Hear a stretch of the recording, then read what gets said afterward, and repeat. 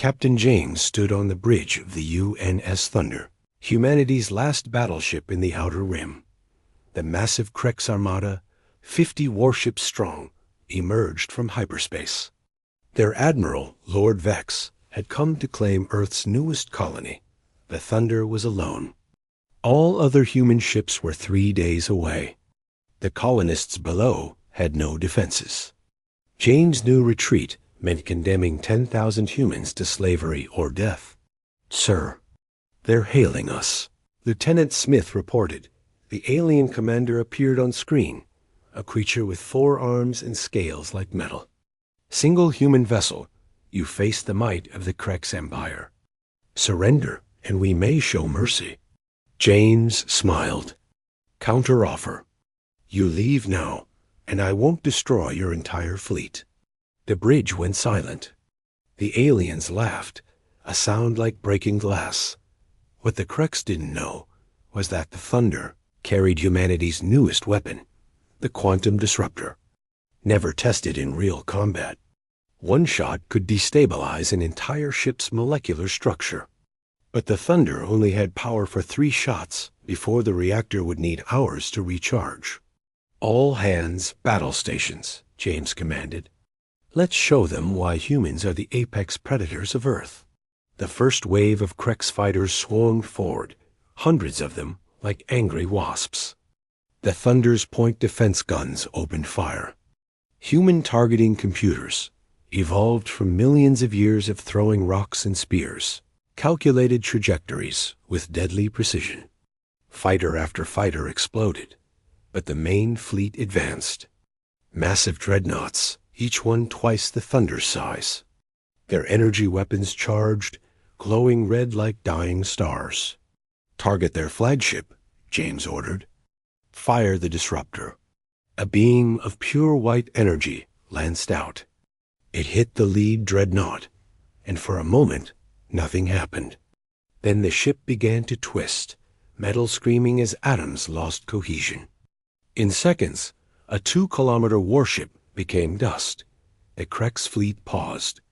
They'd never seen such destruction from a single shot. "Sir, they're retreating to regroup," Smith said. "No," James replied. "They're analyzing our weapon. We just showed our hand." The captain was right. The Krex ships spread into a wide formation, making it impossible to hit more than one with the disruptor. They began a coordinated bombardment. The Thunder shook as shields absorbed massive impacts. Warning lights flashed red. "Hull breach on deck 7. Shields at 60%. Return fire with conventional weapons," James commanded. "Make every shot count." The Thunder's railguns thundered. Kinetic rounds traveling at fraction of light speed punched through Krex armor. 2 destroyers broke apart. 3 more listed, venting atmosphere dot, but the math was simple. 1 ship against 50. The Thunder was taking damage faster than it could dish it out. Shields at 30%. James made a decision that would become legend. Navigation. Plot a course straight through their formation. Engineering. Overload the reactor. If we're going down, we're taking them with us. "Sir, that's suicide?" Smith protested. "No, Lieutenant. That's human." The Thunder accelerated, driving like a spear into the enemy fleet. Krex ships scattered, but not fast enough. The Thunder rammed a cruiser, cutting it in half with reinforced armor. Point-blank railgun salvos tore through 3 more ships. The Krex flagship tried to retreat. James fired the second disruptor shot. Another dreadnought became atoms. 20 Krex ships remained, surrounding the Thunder. Their combined firepower would destroy the human ship in seconds. "Sir, reactor critical." "Explosion in 60 seconds, the engineer reported. "All crew to escape pods," James ordered. "That's an order." "Captain, I need to make sure this reactor takes them all with us." "Go." As escape pods launched, James stayed at the helm. The Thunder, burning and broken, but still fighting, charged the remaining fleet. "For Earth," he whispered. But then something unexpected happened. The Krex ships began exploding on their own. One by one, like fireworks, a new contact appeared on sensors. The UN's Victory, humanity's prototype stealth destroyer, that cloaked behind the enemy fleet. "Thunder. This is Captain Adams. Heard you were having a party without us." The reinforcements had arrived 2 days early, using experimental jump drives. The remaining Krex fled into hyperspace. James laughed, collapsing in his captain's chair as the reactor stabilized. The Thunder had held the line. 3 weeks after the Thunder's legendary stand, the Krex Empire responded with overwhelming force. 200 warships emerged from hyperspace near Mars Station, humanity's main military base in the solar system. Admiral Tom watched from the command center as the massive fleet arranged itself in perfect formation. The old soldier had fought in Earth's unification wars. He knew when odds were bad. These odds were impossible. "Sir, they're broadcasting," his aide reported. Lord Vex appeared on screen. His forearms crossed in what humans learned was a gesture of supreme confidence. "Humans, your lone ship's victory was luck. Now face the true might of the Krex Empire. Surrender Earth, or we will take it." Tom turned to his staff. "How many disruptor weapons do we have operational?" 15, sir. Installed on our fastest ships. Not enough. Not nearly enough for 200 enemies." "Send this reply," Tom said. "Lord Vex, you brought 200 ships to fight humans? You should have brought more." The transmission ended. Tom immediately ordered all civilian ships to evacuate Mars Station. Then he did something no Krex would expect. He abandoned the station entirely, pulling all military forces back to Earth. "Sir, we're giving up Mars without a fight?" Captain Adams asked over comms. "No, Captain. We're giving them exactly what we want them to have." The Krex fleet approached the abandoned station cautiously. Their scans showed no life signs, no active weapons. Just an empty human base floating in space. Lord Vex ordered his fleet to dock and investigate. Half the Krex ships attached to the station's docking ports. Thousands of Krex soldiers boarded, searching for humans to capture. Technology to steal. They found something else. "Now," Tom ordered. Mars Station's reactor, rigged to overload by human engineers, detonated. The explosion was visible from Earth, a new star burning in the sky. 90 Krex ships vaporized instantly. The surviving Krex ships reeled in chaos. That's when the human fleet struck. 50 ships, hidden behind Mars itself, accelerated at maximum burn. Each one targeted a specific enemy vessel. The Thunder, repaired and upgraded, led the charge. Captain James, promoted after his previous battle, commanded the assault. "Fire disruptors."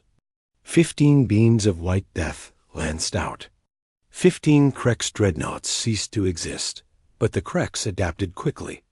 Their remaining ships formed defensive clusters, overlapping shields creating barriers no single weapon could penetrate. "They learn fast," James muttered. But humans wrote the book on adaptation. The human ships did something unprecedented in space combat. They went into random, chaotic attack patterns. No formation, no coordination visible to the enemy. Each ship fought like a lone wolf. The Krex computers couldn't predict random human creativity. Where Krex fought with logic and patterns, humans fought with instinct and chaos. Captain Adams' ship, a Victory, cloaked and appeared inside a Krex formation. Point-blank railgun fire destroyed 3 ships before they could react, then vanished again. The destroyer Washington performed a gravity sling around Mars' moon, building impossible speed before ramming through a Krex battleship. Beijing released thousands of mining drones reprogrammed as kamikaze weapons, each one too small to target, carrying just enough explosives to breach hull armor. Lord Vex watched his fleet dwindle.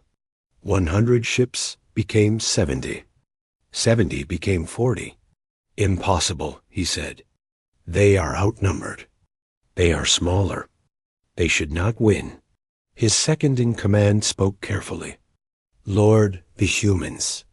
They seem to grow stronger when facing death.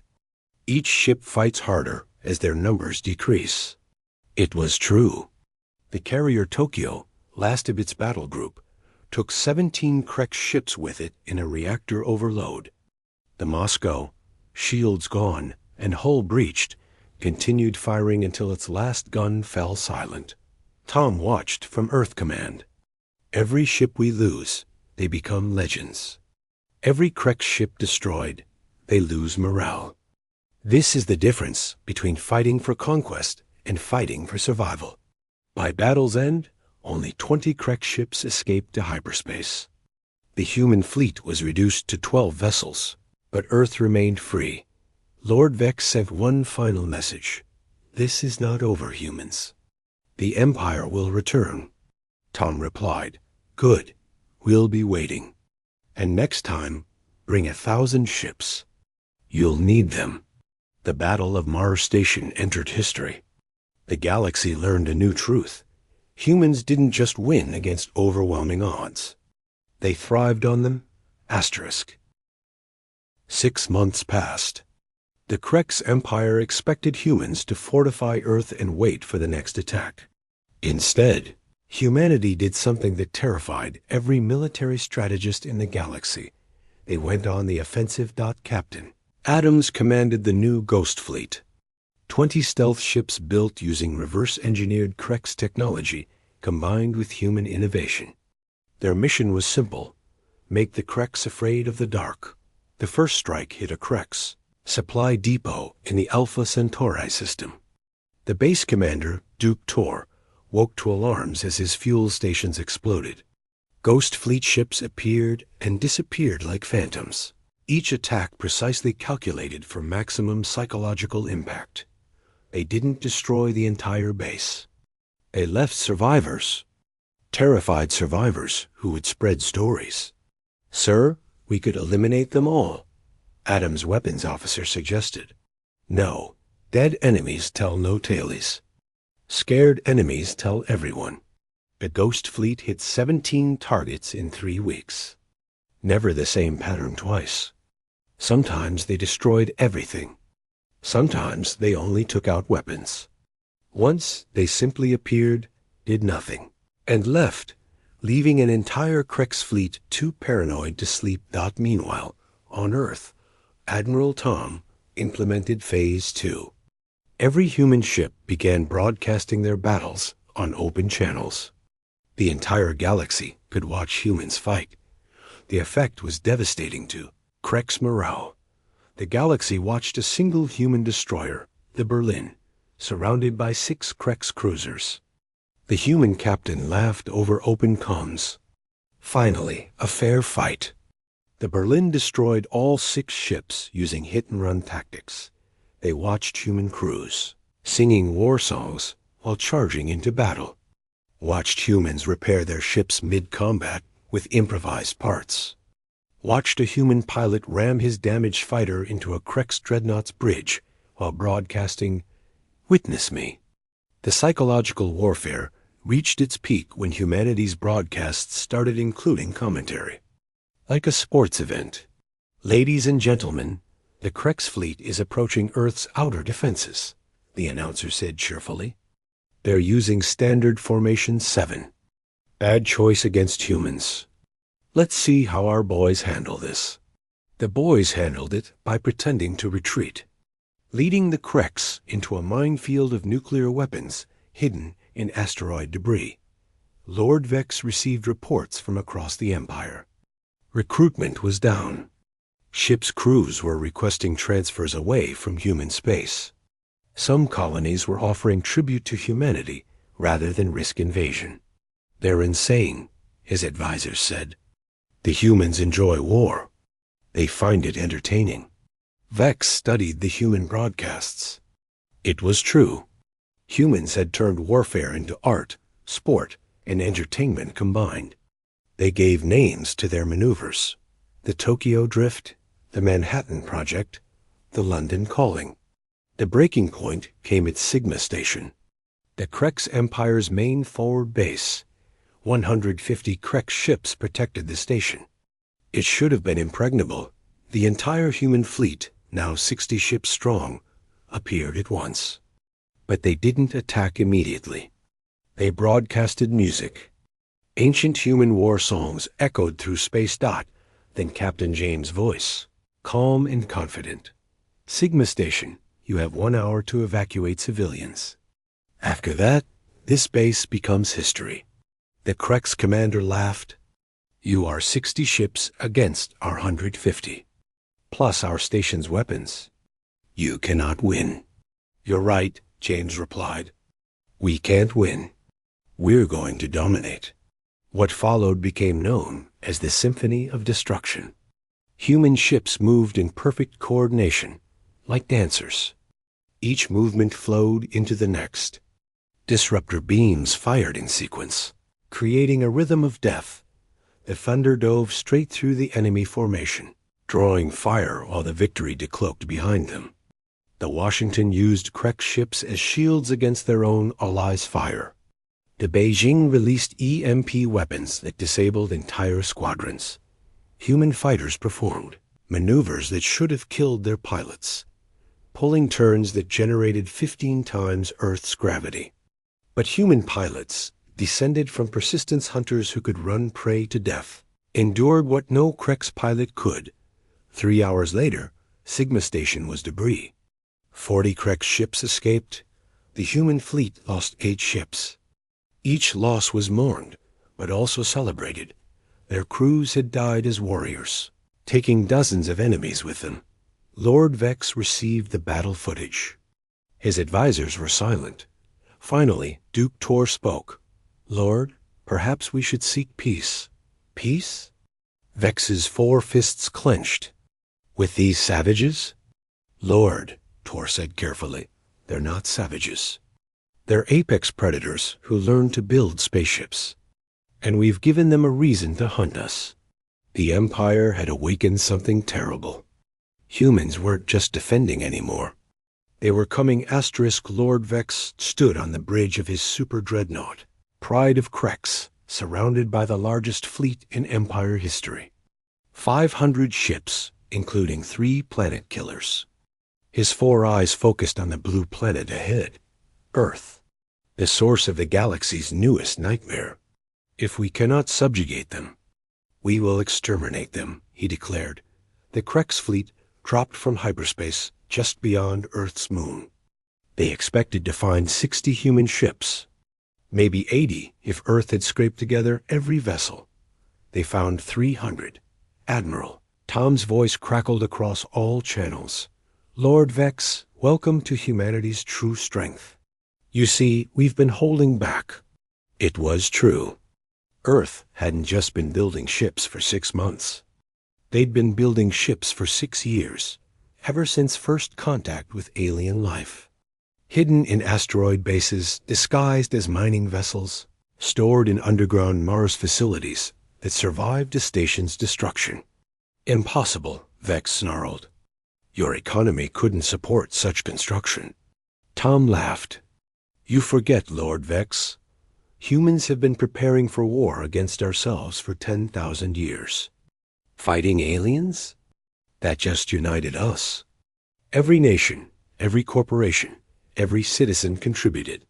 My grandmother melted her jewelry for hull plating. Children collected scrap metal. We turned our entire species into a war machine. The human fleet was diverse. Sleek military vessels beside converted cargo haulers armed with rail guns. Luxury yachts turned into fighter carriers. Mining ships with drill lasers that could pierce any armor. And at the fleet's heart, the Thunder, rebuilt with armor from 1,000 volunteer donations. Captain Jane stood ready. "All ships," Tom commanded. "Show them why humanity owns the stars." The battle erupted. But this time, humans revealed their greatest weapon, artificial intelligence warfare systems. not to replace human creativity, but to enhance it. The AI, named Alice by her programmers, could coordinate 300 ships as easily as breathing. She predicted Krek's movements with 94% accuracy. More importantly, she learned. Every Krek's tactic was analyzed, countered, and remembered. When Krek's ships formed defensive clusters, Alice coordinated simultaneous strikes from multiple angles. When they spread out, she directed wolf pack attacks. "Sir, they're adapting too quickly," a Krek's commander reported to Vex. "It's like fighting a hive mind with individual creativity." The planet killers, each the size of a city, advanced toward Earth. These were Vex's insurance, weapons that could crack a planet's crust. Captain Adams and the Ghost Fleet had been waiting for this. 20 stealth ships materialized inside the planet killer's shields. Not to attack, but to board. Human Marines, descended from hunters who killed mammoth with sharp sticks, stormed through corridors. They wore power armor decorated with ancient human symbols, skulls, flames, eagles. Psychological warfare at its finest. The Krek's defenders were larger, stronger. But humans were meaner. They used tactics the Krek's considered dishonorable. Ambushes, traps, attacking from ventilation shafts. One Marine squad played recordings of human children laughing to unnerve enemies before striking. Lieutenant Wilson, leading the assault on Planet Killer Alpha, broadcast his team's progress. Reactor room secured. These aliens really should use better passwords than 1234. Within an hour, humans controlled all 3 planet killers. They turned the massive weapons on the Krek's fleet. Lord Vex watched his certain victory become disaster. His 500 ships were down to 200. The planet killers were firing on their own fleet. And the humans kept coming. Then the Thunder made its move. Captain James had saved all 3 disruptor shots.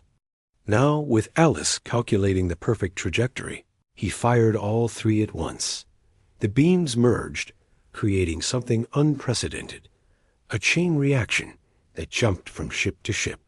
30 Krek's vessels disappeared in seconds. "Lord, we must retreat," Duke Tor pleaded. Vex's pride finally broke. "All ships emergency jump." Anywhere but here. As the Krek's fleet fled, less than 100 ships escaping, Tom opened a channel to Vex. "Lord Vex, this isn't over. We're coming to your homeworld. Not to conquer, but to offer you a choice. Join us as equals, or face us as enemies. Choose wisely." The Battle of Earth was over. The war for the galaxy's future had just begun.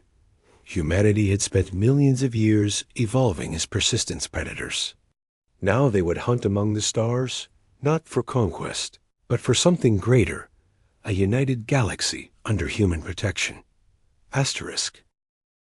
The Krek's homeworld of Prime had never been invaded in its 50,000-year history. Now, 300 human ships orbited the purple planet, weapons powered but not firing. The Thunder sat at the fleet's center, battle-scarred but proud. Captain James had given Lord Vex 3 days to decide, surrender or face the consequences. The galaxy watched, dozens of species monitoring the historic moment. In Prime's capital, Lord Vex sat with his advisors. The room was divided. Half wanted to fight to the last. Half recognized the truth. Humans had already won. "They could destroy us," Duke Tor said. "But they wait. They offer terms. No other species has ever done this." "It's a trick," another advisor argued. "The humans are cruel." "No," Vex said slowly. "They're not cruel. That's what makes them terrifying. They could be cruel, but they choose not to be. That choice makes them stronger than us." On the 3rd day, Vex transmitted his decision. "Captain James, Admiral Tom, the Krek's Empire yields. We accept your terms." The terms were unlike any conquest in galactic history. Humans didn't demand slavery or tribute.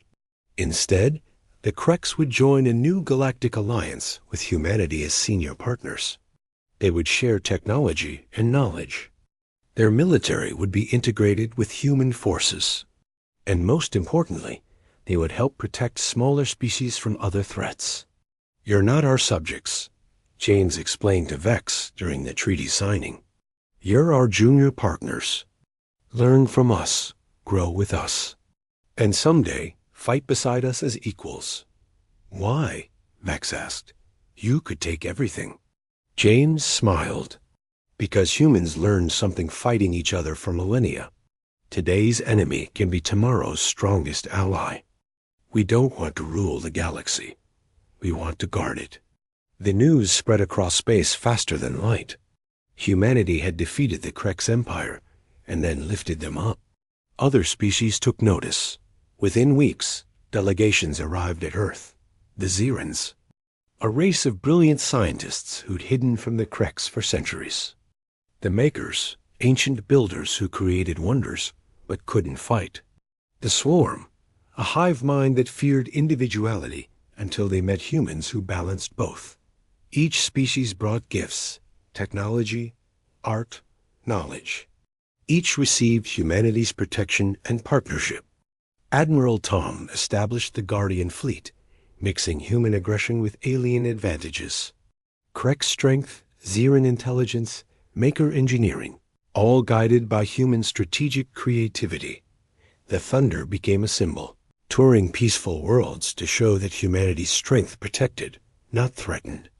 Captain James, now Admiral James, commanded respect through mercy rather than fear, but the galaxy still held dangers. The Void Hunters, an ancient race that consumed entire systems, emerged from dark space. They destroyed civilizations for eons. Their leader contacted Earth with a simple message: "You are prey." Tom's response became legend: "No, we're human. And you just made a fatal mistake. You threatened our friends." The battle against the Void Hunters lasted one day. The combined Guardian Fleet, with humans teaching their allies human tactics, obliterated enemies that had terrorized the galaxy for millennia. Humans taught the Kreks to be unpredictable. They showed the Zerans that intelligence meant nothing without courage. They proved to the Makers that the greatest creation was hope.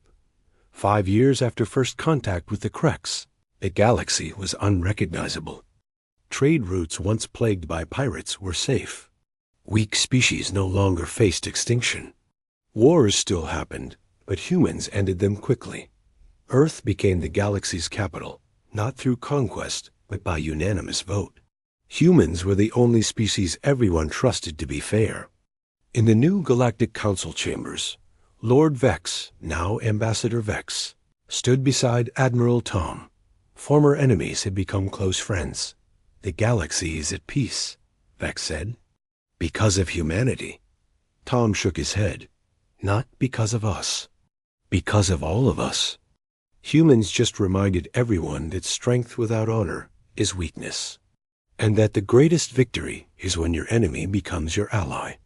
The Thunder, now a museum ship orbiting Earth, bore a plaque with humanity's message to the galaxy: "We are the children of Earth. We are hunters, warriors, explorers, and protectors. We offer our hand in friendship and our strength in defense. Stand with us, and no darkness will defeat you. Stand against us, and learn why humanity owns the stars.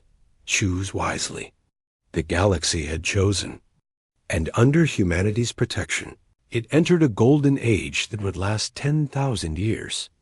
The story of one human ship that faced impossible odds had become legend. But the greater story was what came after, when humanity proved that the strongest species wasn't the one that conquered all others. It was the one that lifted them up. ****.